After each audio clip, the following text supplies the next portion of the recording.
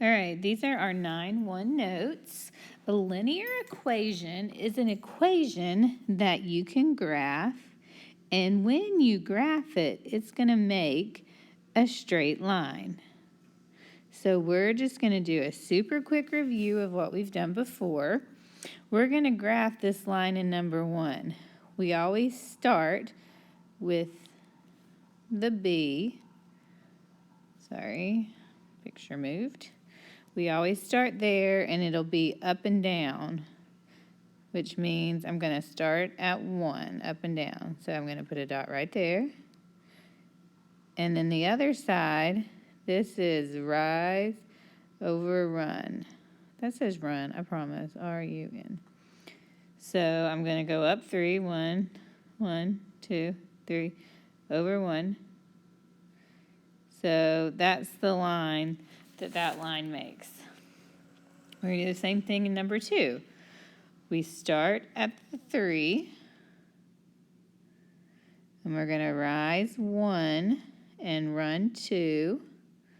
So that's the line that one makes. All right, that was just a little refresher. So when you have two equations together, they are called a system of equations.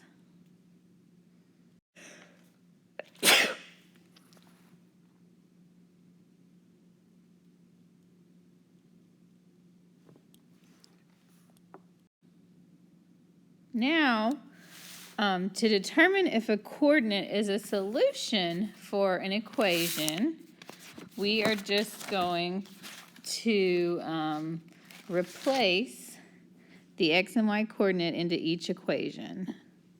So let me explain. So I have this point, -2, -9. I want to know if it is a solution for these two equations. If it works, it means that's where the lines are going to cross. And what I mean by works, I'll show you in a second. So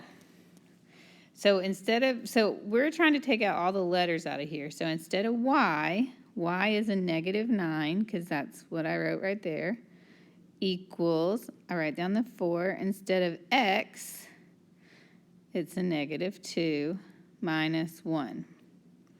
-9 equals 4 times -2 is -8 minus 1 is -9. -9 equals -9. That is true. So I'm going to write yes. All right, let's do this other one. Instead of y, I write -9 equals 2. Instead of x, I write a -2 minus 5.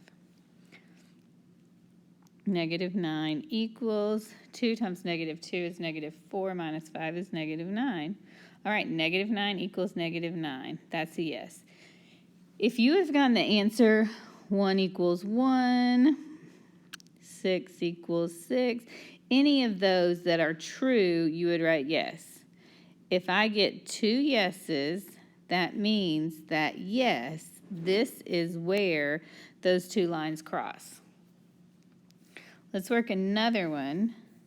So x, y. So instead of y, I write -9, 3, parenthesis 3. Okay, so that'd be -9 equals 9. That is not true. So if I get one no, the answer is no. Technically, I could stop right there. I want to practice plugging stuff in one more time. So instead of y, I write -9, -2. Instead of x, I write 3 plus 15. Let's see, that's -6 plus 15. That's a +9 too. So that's also a no. But anytime you get at least one no, it's going to be a no. So this is not where those lines cross. All right, there's one more thing we need to look at.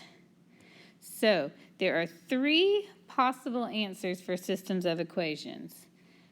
The first one would be if you have one solution, and that's what we've been doing so far. They just cross somewhere, and where they cross is the solution. The lines are going to cross one time, and your answer is going to be a coordinate. Okay, no solution means that your lines, put arrows on there and make those legit. No solution means your lines are parallel and they never touch.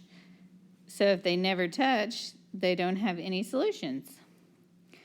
The other one is it's the same line. So here's how I draw that. If I have my line, then if I have another line that's right on top of it, I draw it like this so I can see that there's two lines there. And when I have two lines, it means they touch all the time forever. So the answer is infinity, infinitely many solutions.